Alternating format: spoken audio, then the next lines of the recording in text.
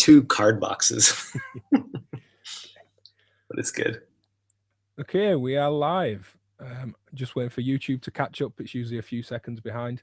Welcome to Rig Rundown video number 7 with James Cigler. I'll quickly get to introducing him in a second, but this is just a series of live streams talking about people's rigs, people's setups. In this case, it's James's live performance Eurorack system. Not just the kind of gear stuff. I want to get into kind of what does it take for a module to actually get into the rig? What's the musical intention? You know, how are the things to react and perform with? It's a creative process. So gear talk, a bit of approach, bit of intention, creativity kind of stuff as well. But James, how's it going? Good, man. How are you? Yeah, all good. It's nice to see the bigger wall of modular. And Yeah, no, this is the portable case, right? This is the live showcase. There must be people that bring that much stuff out. I mean, you could do it, but yeah, this is like a van and probably a roadie, but it would be pretty rad to set that up, especially if you put it like back to back and you ran around to each side or something. Yeah, side on, so the audience kind of saw that from the front. Yeah, that would be cool. Yeah, I guess it's only like moving a drum kit around. Oh, totally. Yeah, I mean, of years of playing in bands and having to help the drummer set up their kit, I think this would almost be easier. It would probably weigh about as much, and it would be easier. Yeah, I can imagine. So for those that have just joined us, I've posted the link to James's live rig on Modular Grid in the chat. So I'll be bringing images up on screen as we talk and picking out modules and things. But if you want to go have a look, and obviously fire away with any questions as we go. For anyone that doesn't know you, James, what would you say your kind of place in the modular world is? I'll preface that by saying you were one of the first I saw to ever do a kind of detailed module demo video. Yeah, I mean, I think that's kind of where it started. I got into this, this was like 2006. So what does that make that? Like almost 13 years ago now, I guess, by springtime rolling around. And at the time, I think, I can't remember when I found the Muffs forum, but most of the folks on there were like Blasset and Frack Rack guys. And there was maybe like a dozen or so. There was no Euro sub forum yet. But anyway, like a bunch of these companies, well, when I say a bunch, I mean like Livewire, Plan B, Harvestman were just starting to put out modules, and no one had manuals really. So things like the Vulcan modulator and things like that were sort of quirky modules, I was kind of figuring out, and people wanted to understand it. And I was like, well, the easiest way to do this would be just put a video. Like I can put it on this website called YouTube, and I don't have to pay for hosting it. And that's pretty much where it started. And then as I got more into it, I kind of became more of like a known quantity for helping people out with demos. And I started to work a little bit more with Make Noise. I met Tony at NAMM and became friends and started beta testing his early digital modules. Renee was the first one. And then did those Renee videos as a result of that. Having it for a couple months, I was able to figure out a bunch of stuff. So maybe now that I think about it, my like one claim to fame is the MPC mode on Renee was just sort of figuring out how you would, do that. But then other than that, just being a fan of Eurorack and putting stuff together, I'm a huge fan of performing with it. I think it's like probably the most intimate of an instrument for performers, electronic or any type of music. It's so customizable and it's so flexible to what you as a performer want. And, once you kind of settle into the stuff you like, it's really something that you can grow to be sort of like a virtuoso at. There's definitely a lot of skills there. It's not so much just like turning the knobs and knowing what to patch. Or at least if you like the modules that I try to pick, there's a very manual performance aspect to it. So even if I'm recording at home, there's a lot of manual manipulation, and that's the part that I really like about it. Yeah, I find it very performative when I'm recording with the modular. Quantum Space just mentioned in the chat that my level's about half of yours. I've upped the level a little bit, and I'm nearly swallowing this pop shield. Nice. So, I'll talk quieter. Yeah. Let us know if that's okay. I'm trying out a slightly different rig my end. Still on the low side. Okay. We're pretty much at full mic gain and level. I can't do anything else, unfortunately. Let So me see yeah, if I have like maybe a James level can thing. lower it a little bit, and Yeah, I'll also just talk quieter. I've got a problem with projecting sometimes. Yeah, so do I. I mean, it's just after 8 p.m. here. Baby's in bed. When I go to bed after this, I will imagine I'll get told.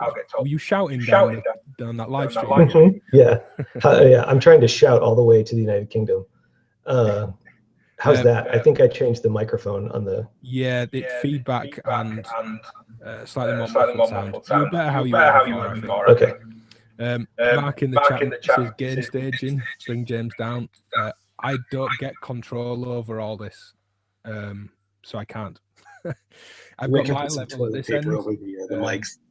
and that's it. I can mute or turn cameras on and off. That's the only control I get. Anyway, a couple of people have said it's okay, so we should be fine.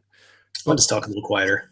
Yeah, thinking of your videos, mentioning that those Livewire AFG videos were pretty kind of, I don't know, one of the key factors in me getting into it. I was watching Raul's Oh, World really? of Sims at the time. Yeah, like heavy into that. And then I was seeing these and I bought an AFG straight away.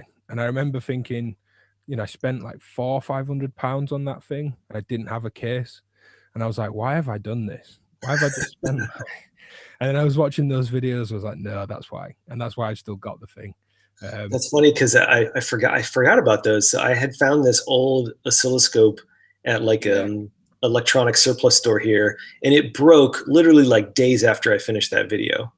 So, and I've never sort of had the desire to get another scope.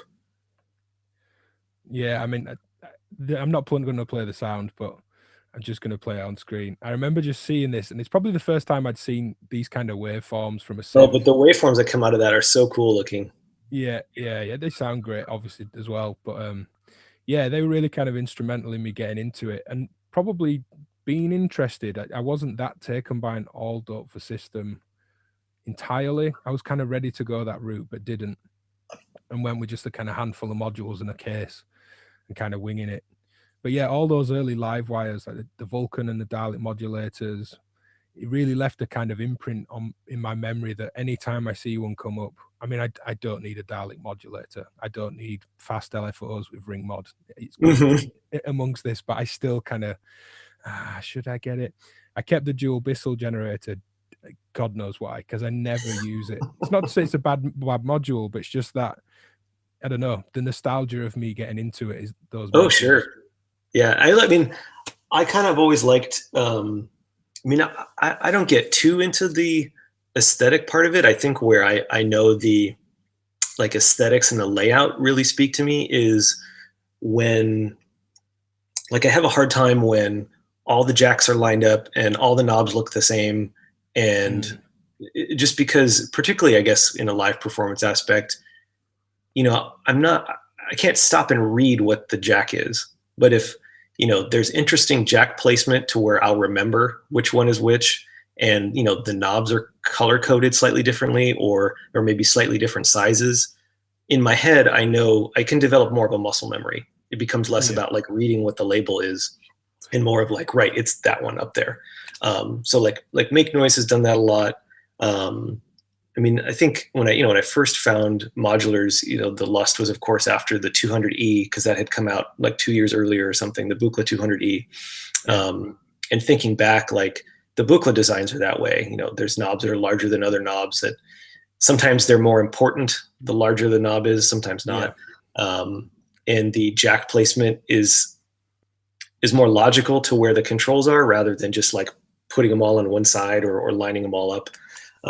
So that it kind of drew me a little bit to the Livewire ones. I mean, they kind of grouped the jacks together, but you know, knobs often be different sizes depending on the feature or the functionality, and just that kind of like cool aesthetic. So I also kind of tended to use things together. I still kind of do that still. I try and not get in a habit of like only patching certain manufacturers' modules together, but there's also some level that you really get a sense of the manufacturer's kind of aesthetic or where they're coming from their modules. And a lot of times there's somewhat of a synergy there, you know, using their modules together.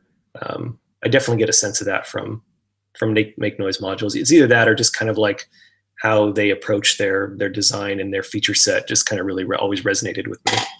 Yeah. I know Scott of Harvestman and now Industrial Music Electronics has spoken about that before, that each module you'll get muscle memory for where things are. You don't you won't need to look at it. That's right. He actually does a really good job of that too. Like he'll make knobs different sizes. His placement is not like, linear or sort of, organized based on some kind of mathematical placement or whatever. It's a lot more functional. Yeah, less grid-like. And funny thinking about the control and the kind of tactility of all this. The AFG from Livewire was the first, not the only one, but the first for me. It was my first oscillator anyway. That was the fine tune was the bigger knob and the coarse tune was the smaller knob. Yep. And I'm so bummed that more people haven't done that. In fact, I was really hoping when I first saw images of the DPO, I had just started a new job at that time when Tony was like, hey, I'm working on this oscillator. I was like, oh man, I'd love to. I can't promise you I have the time. And I was really hoping the larger knob was the fine tune, because just riding that fine tune. I mean, I like droney stuff too, so it works out well there, but just riding that fine tune a little bit and getting that, drifting is so great when you have a larger knob to control with it. It's hard when it's the little post or whatever. Yeah. Speaking of that, people may have seen I put up some videos for the pocket operator modular recently. And I said, a couple of gripes in the video. I didn't work with Teenage Engineering on those videos, so well, not that it would matter anyway, but I put a couple of gripes in there that the tuning is a little bit tricky and fiddly. And someone just said it's all Lego Technics compatible, which I knew it was, but I'd not put two and two together. So just go buy some gears and just add a big gear, like a cog to it.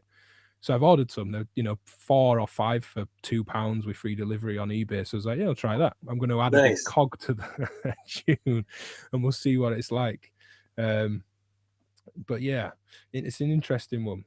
I mean, looking at just taking it to your actual case and setup, which I'll pull up on screen, the DPO, as long as we've spoke, and kind of as long as I've known your stuff before we ever really spoke, the DPO has kind of been the central kind of hub or voice, if you like. Yeah, absolutely. Pretty much everything, I think.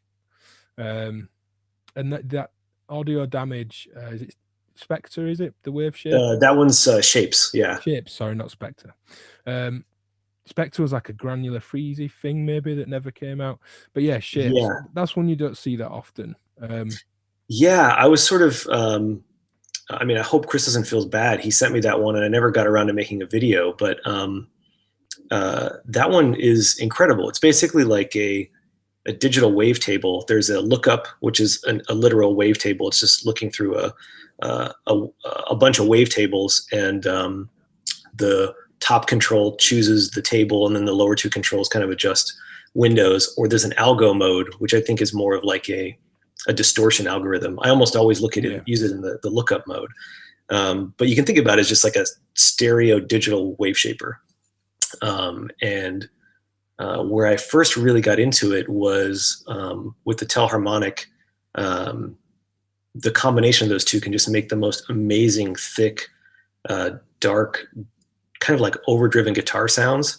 I was working on the Jim Drones albums that I released a couple years ago, and was using some Metasonic stuff, and really wanted something that I could use in the case and kind of get almost noisier in a more controlled way. I hit up Chris and I was like, hey man, I want to pick one of these up. And he was nice enough to just send me one, and I was just blown away. And it's popped in and out of the case a couple times, but it often goes back because I just love the flexibility of a wave shaper. And the DPO has the one on the final, and I often want a second one. So usually the sine wave from the A will go into that wave shaper. Or now with the QPOS, with that stereo out, it's been awesome going into Shapes, doing stuff with the Morphogene and its stereo out. It's just sort of like way ahead of its time being stereo.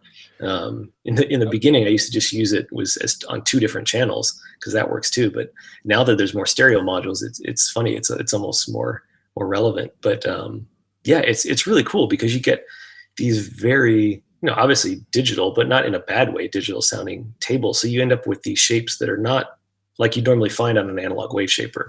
Yeah. So I like that one a lot. But yeah, the DPO has always been a staple for me. It kind of has all the features that I would use with two oscillators, like having the normalization and the FM depth VCA there, not having to like patch that up for FM. So either it makes setting up the patch, faster and quicker because I don't have to literally patch it, or in a live situation, if I want to just jump into some like deep FM sounds, I just start turning the knobs. There's no, grab the patch cables and start figuring it out. And then the mod bus, I mean, it's essentially kind of like a Buchla 259. It has a different sound, I think. Yeah. But the sound itself too, I liked a lot. I guess going a little bit back to kind of what I think we're talking about right before we went live is to me, it doesn't have like a very, very distinct sound. Like, it's not like I hear it immediately go, that's a DPO. There's a few things where I can tell, like if the fold is turned all the way down and there's a strike going in, I was like, that sounds like DPO. But for the most part, it doesn't have a very specific sound. It doesn't have like too much of a specific character. It's like a really wide palette for me. So that's one of the reasons it's always stuck there. It's just sort of like a very big feature set, a really wide sound palette, and it doesn't sound too specific. So I never kind of get tired of it, or I'm not too limited by it. And there's a lot of different things that you can kind of patch in there to explore deeper, like the external source input for the mod bus, the follow circuit, just kind of forcing myself to remember to patch other sound sources into the FM inputs. There's a whole lot of stuff to explore. Yeah, I'm gonna pull up I have done a quick image of a Buchla 259. I remember talking to Mark Verbos back at Super Booth last year, and a couple of people might remember that I said on a couple of live streams around the time, we've got like a documentary film length amount of footage with Mark from that trip. He took us around all his own production facility that he's got, his own studio. He's such a wide range of early primitive reverb and delay units, and with that led to talking about his new multi-tap delay. And he's got, a huge Buchla system, and he was saying that the 259's got kind of more tech and components in it than all of the Moog Model D. There's so much more complex engineering in that one thing. I could believe that. Than a whole, subtractive mono synth, and probably all the ones that followed for the next kind of couple of decades. But I think with the DPO, I think they all sound different. Just going back to it, the Verbos complex oscillator, the endorphins, I don't have much experience with, but the Sputnik as well. They all have a slightly different kind of flavor to them. Yeah, absolutely. Much in the same way that a lot of the analog single oscillators, they're all the same basic analog waves that we've all heard before, but they do have a different vibe. And I think when you package a pair of them with a load of modulation, it just amplifies the differences in those circuits more so than, a dope for basic VCO and an AGH one and something else. They're all varying, but to a lesser degree than the complex oscillators, I think. Certainly, once you start with the shaping and the way that they FM, it's very, very different. One thing I wanted to bring up, and I imagine it's what you're doing in the case at the minute, that we spoke about on a live stream probably a year or so ago, is trying to get multiple rhythmic layers out of the same voice, ultimately. I know you pull a couple of voices out of a DPO a lot of the time, but having, say, something percussive, striking, say an Optimix, but then also having something slower and evolving and droning, fading that same channel in and out. So you've kind of got multiple modulation layers, as well as then multiple voices just from a handful of modules. How are you approaching that still? Is it still the kind of DPO and Optimix?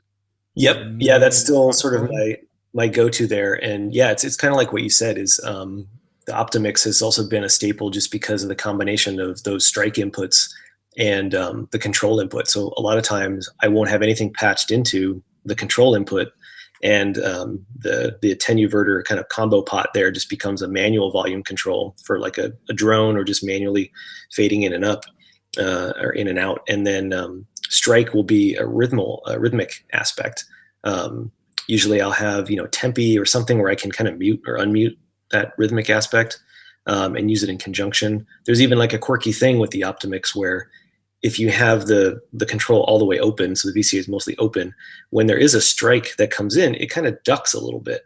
You don't have too much control over the rate at the time of that ducking, but it kind of adds an interesting aspect to it. So right there, you kind of have either just strike sounds, just drone sounds, the combo of the two with the ducking, and that's enough to play with right there. So usually I'll take like, the final out will usually go to one channel of an Optimix. Maybe the AVCO goes to another, or maybe the square wave is going through some filtering or is FMing something else, and that goes into another channel of the Optimix. So I kind of try and make 3 to 4 voices, kind of regardless of what the source is, but a lot of it actually comes up from the DPO. Yeah. Looking at the Telharmonic and the other Optimix, are you doing a similar thing there? Yeah, exactly. There's usually like, I love the noise output on the Telharmonic. The fact that you can blend between this sort of like really unstable pair of sine waves through virtually white noise is super cool. So I'll use that a lot and usually tune it to the, whatever the sort of main voice is, so that I can tune the sine wave aspect of it. And that is usually going into one channel of an Optimix. And then depending on what else is going on, maybe the H or P outputs are going into the other one.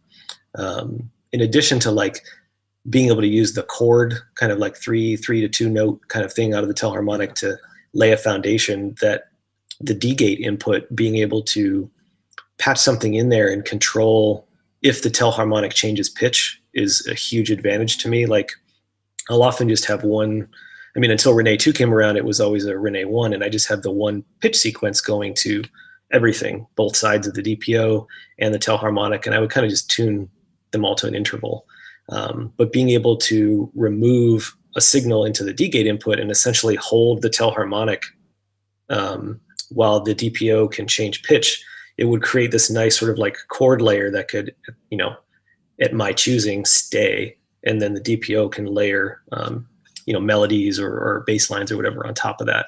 So that part of the Telharmonic has been huge for me too, even to the point where like I've experimented with adding that same track and hold with modules to try and do that with the DPO. But ultimately the fact that it's built into the Telharmonic was a reason enough that the Telharmonic often stays in the case. Every time I've tried popping it out for some reason, it just has to go back in. Yeah, it's super useful. And that idea of just decoupling the rhythmic element, and it doesn't have to be a rhythm, it could still be a drone, but the changes, the time-based changes from the pitch changes, I think it's just super powerful. If you're clocking, I don't know, Rene at 16th notes, but you've got a divide by 3, so like a dotted 8 or something on the tempi, you can still throw the 16th note CV pattern in the Telharmonic, but just let the D-gate be clocked at something slower. And it's a really nice way of, like you said, having the same sequence, but some parts hold. And it starts to sound more like 2 sequences, I think. Absolutely. Yeah. Getting a lot more for your money almost. Yeah. And that's kind of what I think from like a super high level is what I often try to do from my cases is have something where I can change one tiny aspect of it. Like I can change the pitch separate from the rhythm, separate from the timbre, from the volume and in the filtering, to where I can improvise with each of those pieces without having to pre-think a bunch of that stuff. Like the thing I always had trouble with pattern-based kind of like groove boxes and sequencers is the idea of like, okay, well, you think you kind of have your core pattern, and then you have to remember to copy and paste it out, and then have those tweaks and know like, well, I'm going to want to tweak this pattern this way. And I usually don't think of that ahead of time. It's always in the moment that I'm thinking of that. So I always had a lot of struggles with the copy and paste a sequence and then either, meta sequence that or hop between them. So I've always really liked these sort of modules that give me a little tiny piece of what would be like a Groovebox functionality, but they're decoupled from one another. Yeah. Yeah. Keeping pitch and time separate has been sort of a huge thing for me. That's something that modular was the first thing that showed me to be able to do that. Yeah. Yeah, I mean, it's why I really like the ADAC quantizer, because each channel has a trigger in and a trigger out. So you can either have something already complex in terms of its time-based changing that's CV, and each time there is a step change, it will give you another trigger. Ah, nice. Or it will only work on a trigger input. And trigger ins are a little bit more common. You know, the ornament and crime quantum in mode does that for its quantizing, stuff like that. So being able to throw in, you know, if you just throw anything in, you know, if you put an LFO in some quantizers, you just get the stepped version of the LFO and you've no control over it. To be able to throw anything in and just go, you will only change when I do this, like a sample and hold built into the input stage rather than the output of the quantizer. It's super powerful. So I wanted to talk about the QPass as it's come out recently, and things have had to clearly come out of the case to go in for that. How's that kind of disrupted the live stream? Because I think this idea of disruption is a really big thing for modular. You know, performance. You know, you're not going to go, okay, I'll take a second case. It's just not doable or practical, and would maybe actually hinder the performance having more physical space to work around just for that one extra module, because you'd no doubt then put other stuff in the case as well. Yeah, exactly. Yeah, for me, a lot of it comes down to like complexity, because I often am improvising to a pretty significant degree. And you know, something always goes wrong. You're always going to forget something or like hit the wrong button or do something. And the more complexity, at least that I have, the less likely I'm able to react in a good way. I kind of like the surprise of something going wrong. To me, it's kind of like, it's almost like having a performer to perform with. Like if you were in a band, I mean, I grew up playing in bands. So I think at a deep level, I kind of miss the playing with another person. And I kind of like when the machine speaks back to me as like that other person. So I kind of really embrace the mistakes as like, oh, okay, we're going this direction now. But if there's a bunch of complexity and, you know, either mode switching or just sort of things like that, it's easier to panic. So yeah, sort of taking a second case, I've always sort of fought against, just because there's that much more complexity, or the patch is potentially that much more rigid and I can't change things as easily on the fly. But to answer your question, what did the QPass kick out? It was the magneto, I think, was the biggest sort of shift there. Normally I tend to use like outboard effects with a mixer, just because I usually don't end up using CV effects too much. So long as it has like a tap for the delay, a tap tempo, I'm pretty much good. And I'll just manipulate, if I do, the effects by hand. So I usually have, since they've been released anyway, the Odo, BIM, and BAM have been my sort of go-to delay and reverb. But I was starting to play a lot more with the magneto, since you can adjust the playback level of each head. You do have the pitch shifting. You can quickly switch between triplets and even divisions. The tempo sync stuff was really cool. Being able to just lock the delay buffer and then be able to pitch that was super fun to play with. It was sort of like this weird territory between what I might use a morphogene for and what I would use a delay for. But ultimately, you know, it didn't sort of fully replace the Odo BIM, so I felt like I still would take the delay. And you know, it takes up a lot of space. So even though I wouldn't normally take that much space for a filter, the QPass has sort of been an exception. There's so much awesome potential there, especially like I love the sound of a pinged filter under audio rate modulation. It just becomes another percussive voice, kind of like we were talking about earlier. So it was a worthy substitution. Yeah, just super quick, because people are still saying I'm really quiet. I've ditched this mic and gone for something else. Is that any better? If people want to let me know in the live chat. If it isn't, I'll go back to that. If not, we're kind of stuck sound-wise. I'll apologize. And if the video's that bad sound-wise, I'll just pull it down once the live stream's done. So yeah, if my volume's any better or worse, please let me know. Yeah, I want to go back to one thing you said about the QPass, though, was actually running it before Shapes, the distortion wave shaper from Audio Damage.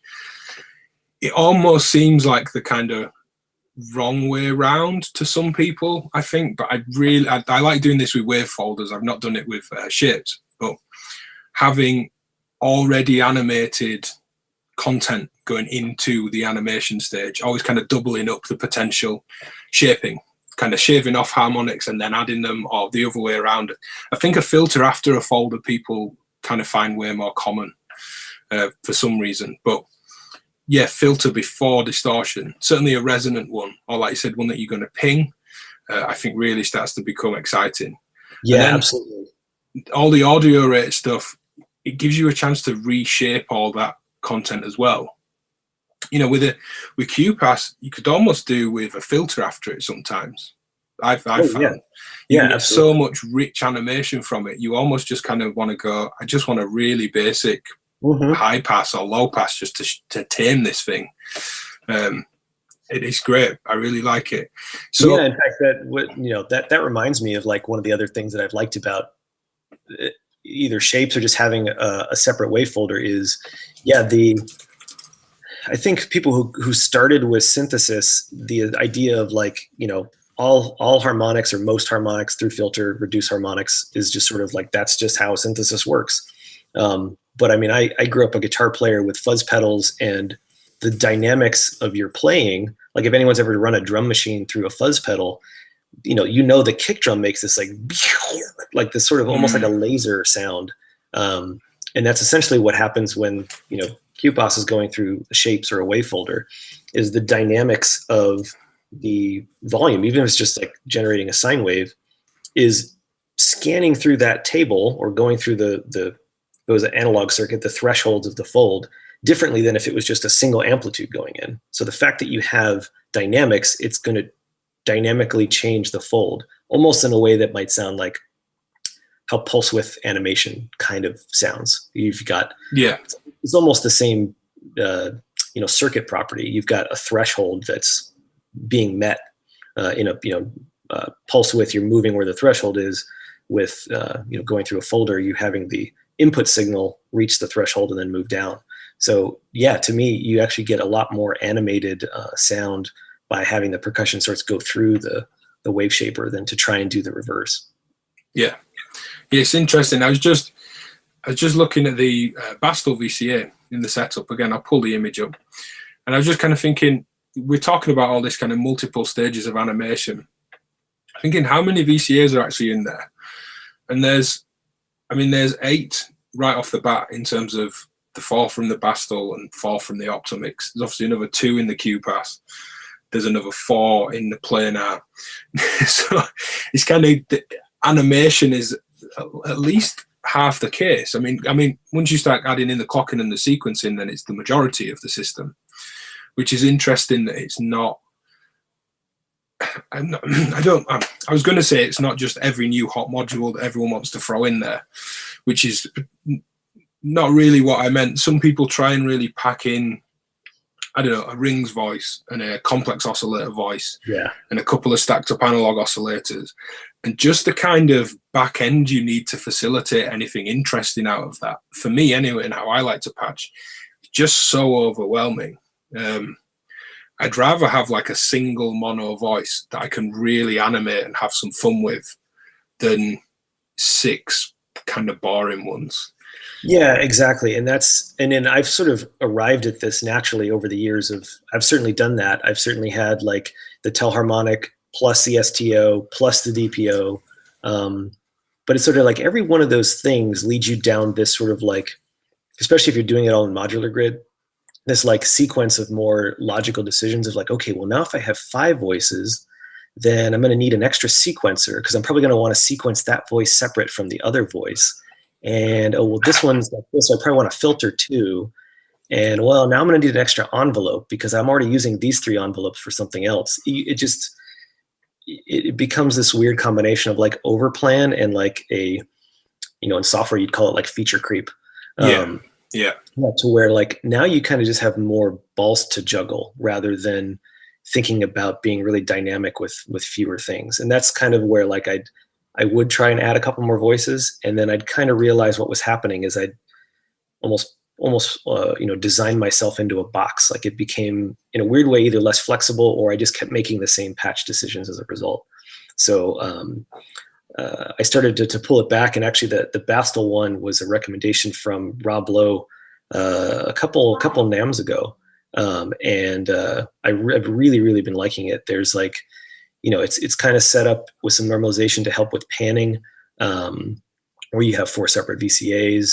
There's actually a little bit of like gain to it, so you can actually get a little bit of distortion or overdrive, I guess would be a better description of its drive. It's just super handy and 10 HP, and the control set is nice. I like to adjust things manually, so the volume controls being at the top there and kind of out of the way help a lot. And the planers have been a relatively recent addition. What really got me was the being able to record it, and then particularly be able to CV the playback speed. That was like, whoa, that is super cool. I really need to play with that and see what I can kind of come up with that. And funny enough, it's kind of become more of a interesting way to cross-fade mix between 4 voices, or distribute one thing amongst 4 destinations. And then, the added benefit is being able to record those gestures. But I've been using it a lot more just like a basic joystick than I sort of imagined going into it. But it's been a really good addition to that system. Last night, I was just quickly playing around with sending 4 different gate and trigger signals, 2 from the noise engineering bin seeks, and the other 2 from different tempi channels into there, and then into the QPOS. So blending the joystick around, got these different blend layers of, stepped trigger or gates feeding into the QPOS. And I was like, oh, this is really cool. And I, never would have thought to do that had the joystick not been there. Yeah, that's really nice. Like I say with the QPAS, if you're pinging it, where it's going to respond to varying velocities, varying levels on the way in. That's one of the patches I made sure to get into the demo I did for that thing. Because if you're just feeding, say, the trigger input on an envelope or a ping or whatever, they're just circuits that look for a threshold. A voltage goes past it and it either fires or it doesn't. Whereas anything based on feedback, like the resonance in the QPAS or a filter, you're going to get that dynamic response where mixing and layering varying triggers really does become an interesting kind of animation point.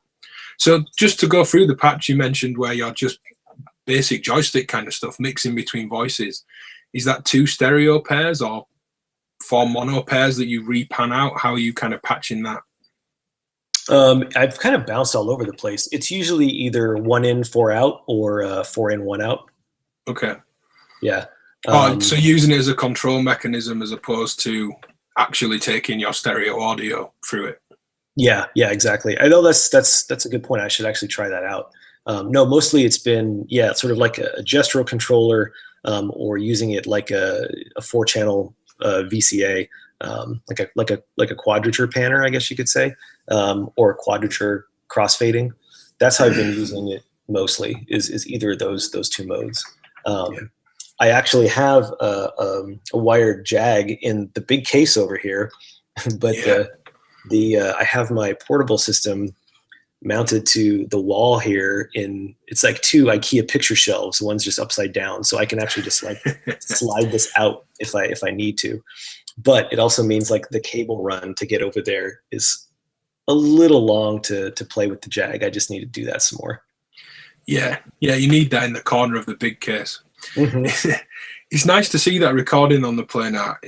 I first saw it on the Hack Me Vector, it was called, which was like a gesture-based, not a touchpad, but it was like a 3D sensing thing. And that had all sorts of like scrub modes on it. You could, all these gestures where this was rewind, and like you could slow it down like almost like a theremin to speed, and you could really you could scratch it like a DJ. There's all sorts of really weird modes, and it kind of, the idea of scratching it doesn't make that much sense when it's CV, because there's no auditory kind of, all right, he's rubbing the audio back and forth like you would over the kick at the start of a hip hop track or something. It just didn't quite twig, but it was interesting, and it, simple modulation became really complex. I mean, just the idea of like recording, just panning around one time, for example, just a really quick one time around pan, and then that's the actual recording, but you're using CV to change the speed of how fast that's going. Like that in itself was like, whoa, that's really cool. And it to be under that much manual control over it to where I could be changing on the fly what the recording is and things like that was sort of too cool of a thing to pass up. Yeah, it came up in the chat, and you briefly mentioned it, but not in much detail. The bin seeks from Noise Engineering. Yeah, so the like I kind of mentioned before, the idea of kind of reducing complexity that I like a lot is having, and again, also kind of separating pitch and time a little bit. One of my favorite things about Tempi is that I can clock multiple aspects of the system separately, and on the fly, I usually just tap a different rate on Tempi. And I really like kind of elaborate percussive stuff. And over the years, I've kind of just sort of cheated by using a tempo sync delay and feeding into that. And that's how I get the kind of more elaborate percussion. But then I started thinking like, it'd be really fun just to have multiple, you know, I used to have the dope for A155, you know, sequencer. And then when I saw Noise Engineering came out with those, I was like, oh, wow, that's awesome. 2 8-step trigger sequencers, and you can kind of tie notes with the gate. Real basic, just clock reset inputs. And so I immediately was like, well, this would be really cool with the combo of Tempi and everything. And that's generally how I use it, is just sort of trigger sequencers. Or I might use it as one of them is kind of a reset for a couple different things, like resetting the René sequencers. So if I know I want, okay, well, I want to reset this, you know, every 9 or something interesting like that, I can use Tempi to clock that, and or not every 9, but like, you know, maybe the first 9, but then the next 9, I won't reset it. You know, you can start to do as like a programmatic divider in a way. Yeah. And, you know, you could do those with René 2 or whatever, but then in my mind, I'm kind of like, you know, making that more complicated and less likely to see because you got to hop through a page or something. So it just being right there and being able to see it and manipulate it on the fly because you're just toggling those switches becomes really handy. And they're both, you know, 4 HP, so they don't take up a lot of space. The sort of snake-like design too, I'm now finally starting to get used to muscle memory wise. It was a little weird at first because I'm used to just like going in a line. But now I've sort of picked up the muscle memory of like, oh, right, like the down beats are all the way on the left edge. The up beats are all the way on the right edge, and you know, stuff in between. Yeah. That's, I didn't think of it like that, where the actual, up and down beats sit in terms of to the left or the right. That's smart design. Yeah. I didn't think of that at all. At first I thought, oh, it's just placement to make it easier to get to the switches. But no, I imagine there's much more logic to it than that. And that makes I assume that's what it was, because that's when it started to make sense to me. They should definitely say that if it wasn't. And if Chris or Stephen are listening, just say that's what you did. Yeah. That's really cool.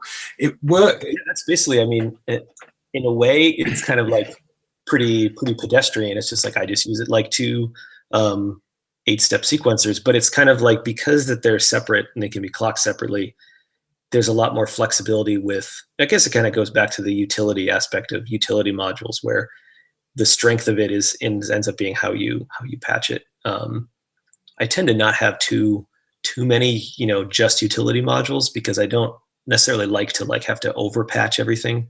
Like I like modules that have attenuverters on the inputs, even better if they have VCAs on the inputs, to just want to like attenuate a signal, having to repatch it out to an attenuator module and then back in, it's a little tedious for me. So, but every once in a while, there's some where it's like having that basic utility module is super useful. Yeah. I'm always in 2 mindsets over like the bank of attenuators. I've loads of those, especially the passive ones. There's IntelliGel used to do one, the UAT or the Quadrat. I think the UAT was the passive one first, maybe. WMD did one with the SSF collab line, the Fontcat attached. There's a few of these things just in and out, you know, socket, pot, socket, passive, super simple. And sometimes I like it off to the side of the case because it's like they're the bits I'm going to kind of ride while a patch happens. But then the other mindset, which is what you're leaning towards, is I just want this filter to open a little bit more. And you're having that, you don't always have that memory of, well, which one was it? If your cabling is all kind of bunched up as well, you can't really follow the cable back. So it's trial and error at that point. It's much nicer to just have, like the Q-Pass and much of the make noise and say mutable stuff, even on mini pots, just having the modulation depths right where it is. Yeah, exactly. Like, you know, it's that module and that control is going to be nearby, you know, having to like, oh, well, the VCA is at the top right corner, but I know the filter is at the bottom left, and that's the thing I want to change. Yeah, like that sort of mental part of it. I mean, I try and think a lot about layout too, with, again, because I like to do a lot of manual manipulation, what my right hand would be doing, where what my left hand would likely be doing, and I kind of arrange things that way. There is a little bit of that, like my brain does go to the natural of like sound sources on the left, and then you move to the right. But I try and battle that as much as makes sense. Like the tempi is almost always on the right half because I can tap better with my right hand than I can with my left hand. That's something I wanted to ask. With a DPO, are you better at fine tuning with your left than your right? Or is that a case of sound source on the left work across? That one I think is a little more sound source on the left, or also just sort of timbral manipulation more on the left. I think which probably also comes from, even though I can't really play keyboards well, I can, you know, play well enough to where if I was playing with my right hand, I was turning the filter or something with the left hand. Yeah, with the DPO, I don't often end up retuning it a lot in performances. I'll usually either use the quantizer and the Rene to shift, or if I'm retuning an interval, I'm kind of listening to the other DPO, and then retuning, which actually makes me think of someone on Instagram asked me about the Morphogene, and I did have the Morphogene in the main case for quite a bit. And over Christmas, I got one of the 4MS pods, and need to set that up as kind of like my little augmented rig to, I know I just said about not taking two cases out at the beginning of this, but there's a few things that are just really, really handy to have that are like, I don't need them in the main case, but being able to take them with me would be great. And the Morphogene is one of those. And one of the reasons for that was if I did get on something where I really just need this to continue playing while I manipulate something else and I don't want the audience to hear it, being able to sample that into the Morphogene and have that loop and then still be able to really heavily manipulate it is something I would use a lot in performances. In fact, I remember during the beta of the Morphogene, I had a couple shows where it was like, how do I do this? I can't take this out because if there's any other modular heads at the show and they want to come, you know, up and see what I was doing, I can't. It's going to be totally obvious that this is, you know, I mean, the panel was a little weird, but you could totally tell it was a make noise module. But yeah, I mean, it became critical for a couple performances. Also having some things preloaded where, you know, maybe I have a piece I want to perform and there's some really complicated stuff that's like almost a full patch and I want to play on top of it. I'm not going to set up a whole gigantic live rig for this one part just so I could really have it live. So you could load, I forget, it's even bigger now, but at the time, the first release, I think it was like 1.5 minutes that you could load in there on one reel. And I did that where I had that loaded in and I was just playing on top of it. But that module, more than other ones I've tried, even looping pedals, I'm able to kind of like more easily get like a loop or some sort of texture going in that, and then still be able to really manipulate it. That's always sort of like a big thing for me. If suddenly I get the itch to just mess with the speed and slow it way down with throwing it into a bunch of reverb, I want to, you know, be able to do that. Yeah, it's such a great, I mean, it's more than this. For people that aren't aware of the Morphogene, don't take this as me kind of underselling it. It's way more than that, but it's such a great get out of jail free card. Yes, ultimately. Yes. I did first and only modular gig, actually. Any kind of modular event, people ask why I don't play more. Any modular event I'm at, I've usually organized and I'm usually filming it. So I can't do everything. You know, people that see me at like Modular Meets Leeds, I'm running around like a nutter all day. And it's not as enjoyable as it probably should be. Because, you know, the event's got so much busier and there's just more work for me to do. There's no way I could play at the same time. But I did a gig, as a picture on screen, this kind of meditative yoga thing, and just scrolling up, it's quite bad quality, but there's me with this kind of space case of stuff. And it was, they wanted an hour.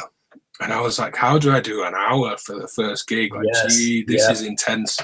And then it wasn't supposed to be that meditative. as well. It was more when I spoke to the instructor and said, well, what do you normally do? And it was, oh, well, we usually start with, you know, very calming wave-like sounds. I'm like, perfect. That's what I thought. I've got this. It's fine.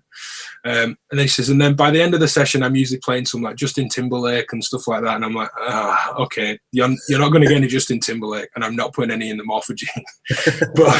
but it gives me I was very nervous about it because of that. She didn't say it with she had no idea what I was going to do. And she was great. It was a very collaborative process. I forget her name. But she ran the session. It was very interactive between us. It was really, really enjoyable. Oh, cool. And I've been asked to do it again this summer at a festival, which I said yes to. And the morphogene is kind of half of the set because I'm bouncing between. I had patch ideas that were too complex, ultimately. I had the E370 doing like a 4-voice wavetable thing and all the kind of back end you need to animate that and everything else. It's just too much. I could have put all the chordal stuff in the morphogene and had more interesting, more free to play, all the things you're talking about, animation that you can safely turn up and down, low pass gates and all these things that are really nice and manipulative and easy to control. Everything I wanted to move live was kind of the opposite, all the dangerous stuff that I shouldn't be touching. That's going to kind of screw the whole thing. But I did heavily rely on the morphogene into massively excessive, but Clouds and Magneto was over the whole stereo mix. Sure. Oh yeah. So I could just sit in effects beds, which was really helpful, but being able to cue the morphogene, so get into a more complex patch and let something random lead something generative for a while. And the cueing of the morphogene was just super simple. It was just cue the next reel, I'm good to go. Rather than having the morphogene do loads of heavy lifting and actually repatching, which I think my head would have exploded. Yeah, I mean, like I've watched guys, repatch on the fly. I've seen Rob do it a bunch. Mike Dobler does these amazing sets of like patching from scratch, and I've never quite had the courage to do that level. I mean, I'll repatch a couple things where it's like, well, the only way that this is gonna, happen is if I repatch this. I usually try and put that on a switch. I have a pair of the sadly discontinued Noise Reap, just 2 HP toggles. And then I found on, I think it was like Amazon or somewhere, these like, they're supposed to be for, I think they say iPod AB switches, and they're actually TRS. Okay. You could put regular mono TS cables into it, and it's just a basic switch, totally passive. And if it's something I know I'm going to switch at one point, I'll do that, because in the moment I may want to like really toggle it rhythmically, or just on and off slowly, or something like that. It could become a performance aspect rather than a one-time repatch. But yeah, no, patching on the fly that's one territory I've been a little too apprehensive about. Yeah, I think I'd be up for it in a different setting, not in a yoga session ran by a yoga group that this is something new for. There was a yoga tent at DivKid Festival that just ran yoga sessions every day to people that are used to going to. DivKid is it's in North Yorkshire. They're all local North Yorkshire-based companies, or at least Yorkshire-based companies. Really family-friendly, really nice festival. And a lot of the people, being that family-orientated, knew each other. There's clearly people in these yoga sessions that went to one in the morning, maybe one in the afternoon, each of the 3 days. They already knew some of the instructors. Oh, nice. So it was like, I can't go in there and be too disruptive. They were very open. I think they might have been up for it, but I felt like I couldn't. I'd put a lot of kind of pressure on myself to just, I have to fit this. Sure, yeah. So I'd maybe be up for it elsewhere, kind of building a patch from scratch. I'd almost feel comfier if I was talking about it. With the amount of demo work I do, I'd almost feel comfier on stage and say modular event and saying, this is what I'm going to try, patch for a couple of minutes. Okay, this hasn't worked. I'm going to pull this out, pull this back in. Let's try and get to this destination. I'd almost feel better being able to say, explain what's happening. Yeah, but also be with the audience and say, this maybe isn't working. I'm going to pull some of these. I'm going to work backwards. And then I could tailor the journey of the audience by my own impression of what's going on as well. I'd feel comfier than just, oh, well, that was terrible. and they maybe thought that was like, I loved it. Oh yeah, this was going to say, like, I wonder how much of that would be like showing too much of like mistakes where people like that was fully intentional. I'd probably write all that stuff out. I should. Oh yeah, like some of my earlier performances, I remember like, something, I don't remember what happened. Oh, there's one that I remember. Something happened. I think it was at Modular on the Spot. It was like the first San Francisco one, and I don't know why, but for some reason, Renee just was no longer responding to my touch, and I was playing it manually. So it just got stuck. Thankfully, I think it was probably on the low note.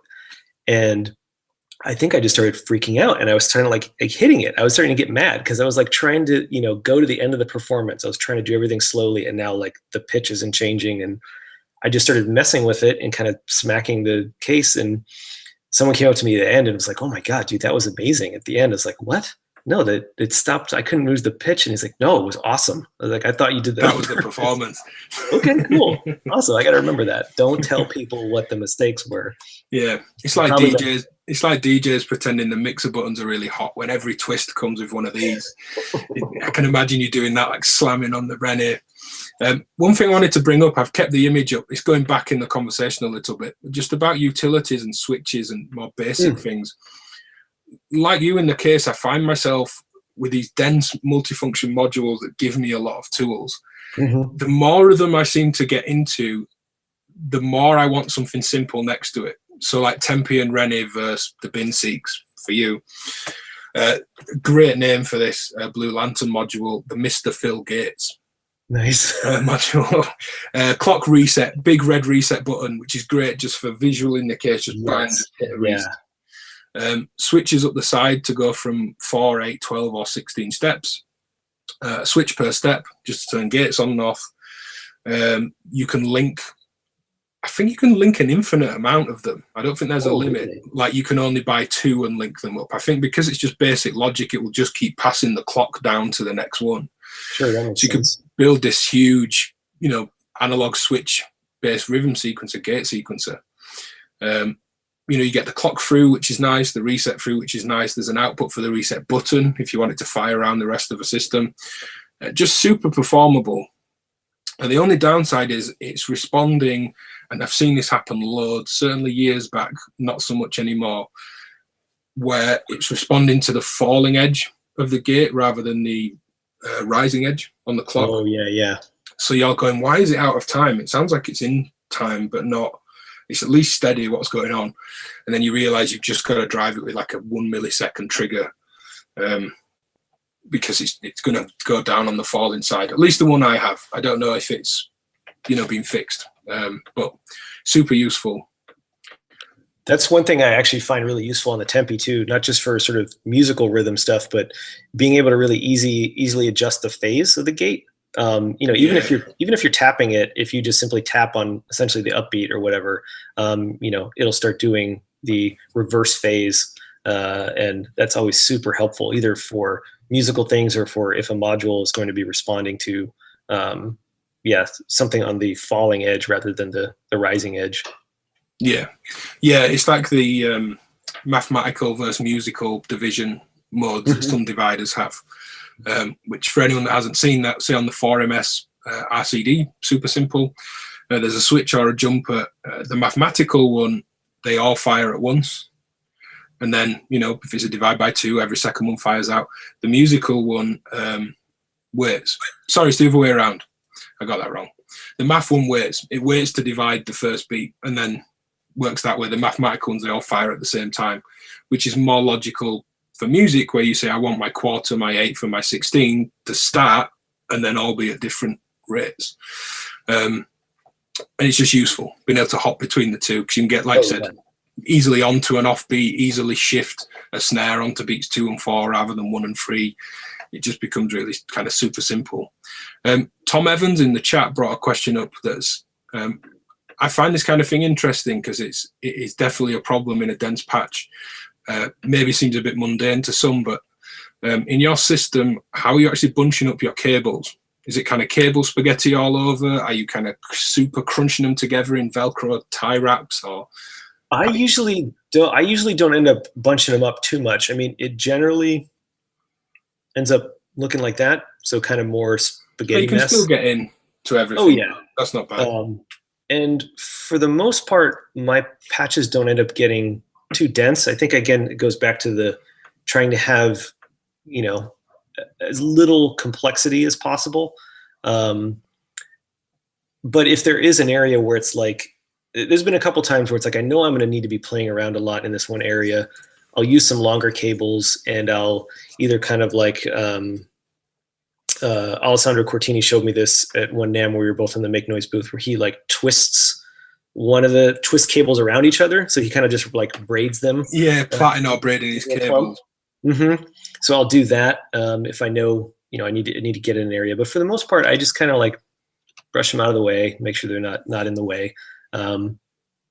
There's something about like the over prep for me where I feel like it starts to be, I start to get to like, well, this is the way that it's going to be done. And then my brain stops thinking about other options. So I try to not put myself in that position of here's how I set it up and here's how I'm going to do it. Like if I go into a performance, it's kind of like I got a couple points where I know I want to get to, but then how I get to the first one and then how I go from the first one to the second one is, you know, kind of open to inspiration or improvisation. And then every once in a while, like you totally forget about 3 sort of stops on the ride, which is a bummer because you don't remember till you're done. You're like, oh, they didn't do the one cool thing I wanted to do. But that's always the most fun for me. And I feel like I actually generate the best stuff. And I have the least anxiety about, you know, like, oh, I missed a transition and now this is out of sync, and, you know, all that goes away. There's a lot less prep. It's like once I'm comfortable with the patch and what all the controls do, I'm good to go. I'm good to go for, you know, at least 35, 40 minutes. Mm-hmm. Beyond that, it gets to be tricky. There's more planning involved. Yeah, that's something I wanted to ask. Well, a couple of things. We'll come to mixing all this in a second, but yeah, it was interesting. It came up when I spoke to Richard Devine on a modular podcast show a year or so back, a couple of years maybe. This idea of how much time does a size case allow you? You know, is 6U, it's different for everyone. It isn't like there's a definitive answer, but is 6U 30, 40 minutes, whereas 12U lets you do a full hour? You said about 30, 40 minutes out of the system we've been looking at. How do you divide that up? It was kind of, well, you've already given me the answer for the time. I wanted to ask you how long you felt you could comfortably get out of it for an enjoyable set for both you and the audience that works. But then how are you aiming to divide that time in terms of movements or pieces? Have you got kind of 3 10-minute-ish sections or a certain set of moves? How much planning goes into the kind of arc of the performance?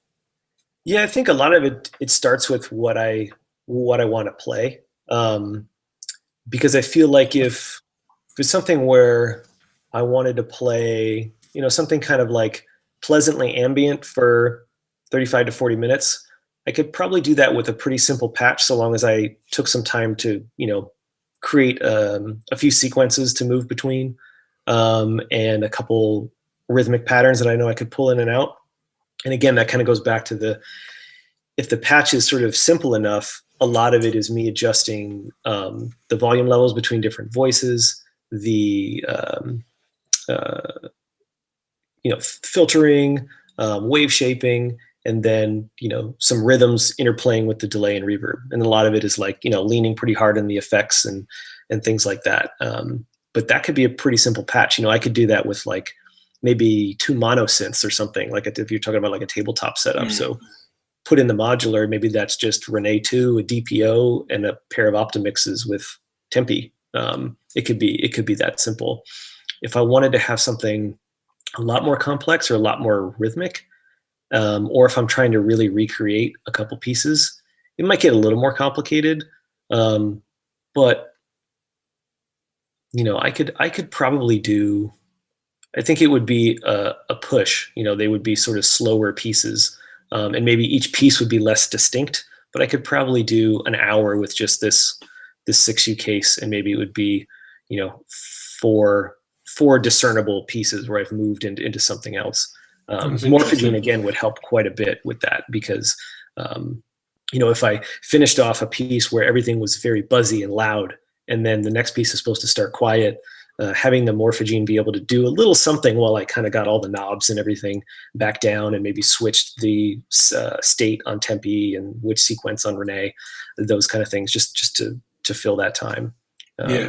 Either that or just like set the reverb decay time way high and let that just wash for a while. I've done that before too, where I just finished a piece that way, and suddenly it's like, wow, that's really cool.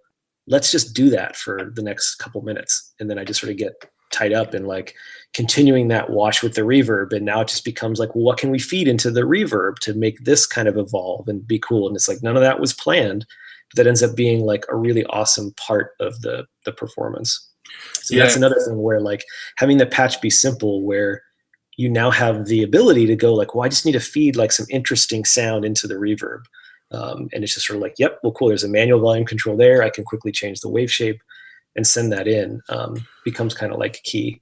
I found myself doing that in a near oscillating magneto loop in that yoga performance I did. I just hit a point in the effects where I was like, oh, this is really cool.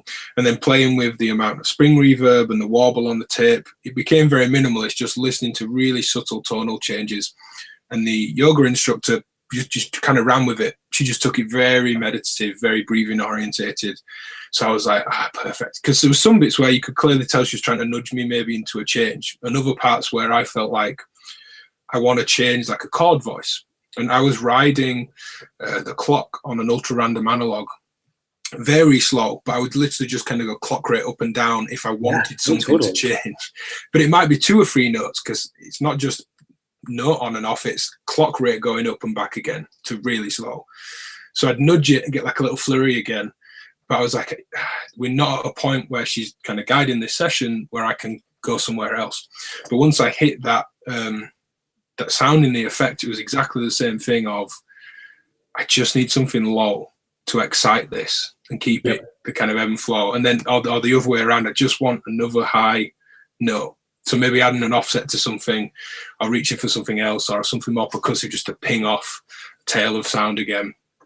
It became a really interesting bit. And I found myself doing it, bouncing between that and the Morphogene.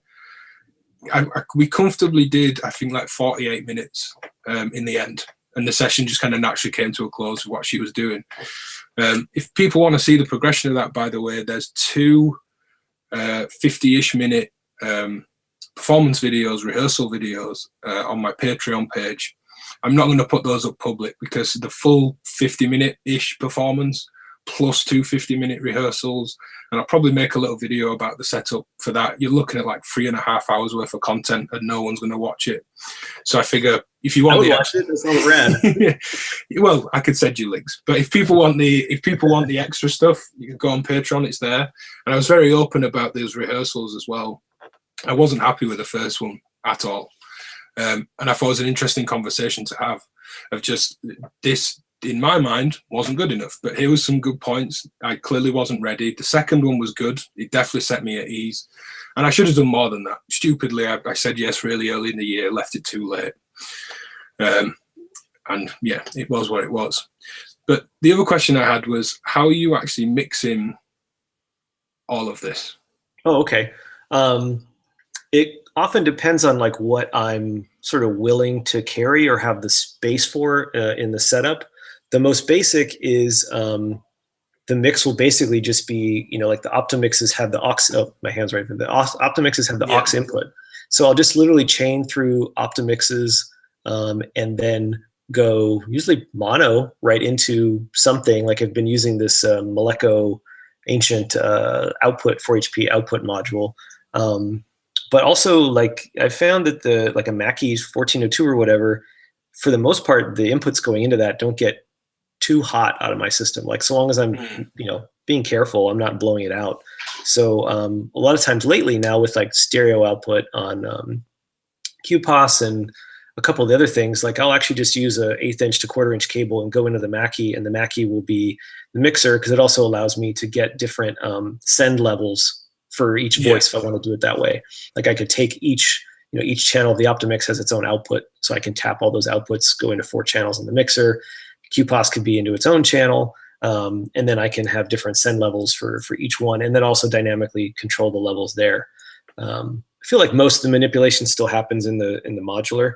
And if I didn't have room to set up this case plus a 1402 or even like a 1202 with my effects and everything, then I would just do it all in the case. But the mixing aspect is super, super simple. I mean, I don't even bother trying to mix with that Bastel quad VCA that's there for, like mod depth or some overdrive or things like that. Like the mixing is almost like overly rudimentary. And I think a lot of it comes from just like that, the sort of output to aux input on the Optimix just works really well. And there's some slight subtle stuff in the circuit there where like if the upstream Optimix has both channels open, like the output kind of sags a little bit on the output of the other Optimix.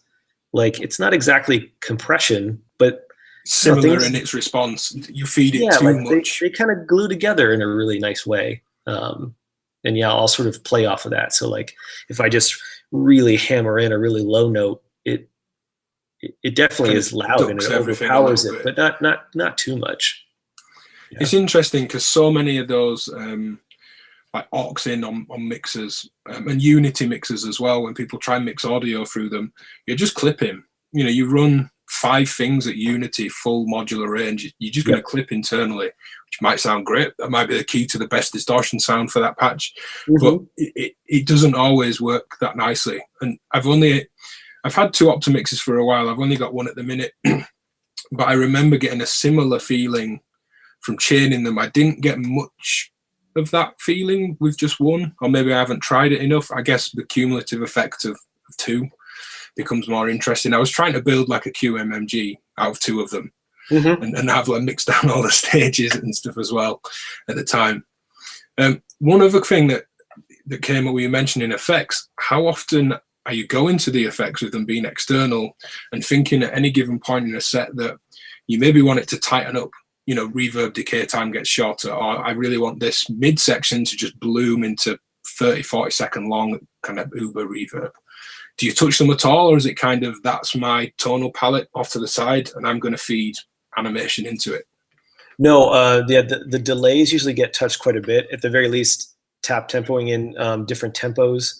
I have a couple presets on the Odo just to change the delay division, because when you tap it in, there's still sort of a set of like what, if you want triplets off that or, eighth notes or something. So I have just a couple presets for that. And sometimes I'll manipulate there's a internal modulation on it. And there's a depth control right on the box. So sometimes I'll manipulate that to kind of get more washy. And then obviously the feedback control, I manipulate a lot. And then on the BAM, I'll play with reverb time and the dampening quite a bit, again, for that like big bloom. Like if I actually always have these parts where I think I was listening to like an older chat with you and Alex where you guys were talking about sun and his podcast, that wall. It's not even like a wall of sound, it's like a wall of pressure. And I think about that with something like this, like a big reverby wash. Like it's almost like sawtooth into the Optimix, and I've just turned, so it's just like a sawtooth into a reverb, and I'm just like just that through the speakers, and I'll really turn down the dampening and turn up the reverb time to try and get that kind of massive wall of sound kind of thing going. I'm never far away from that.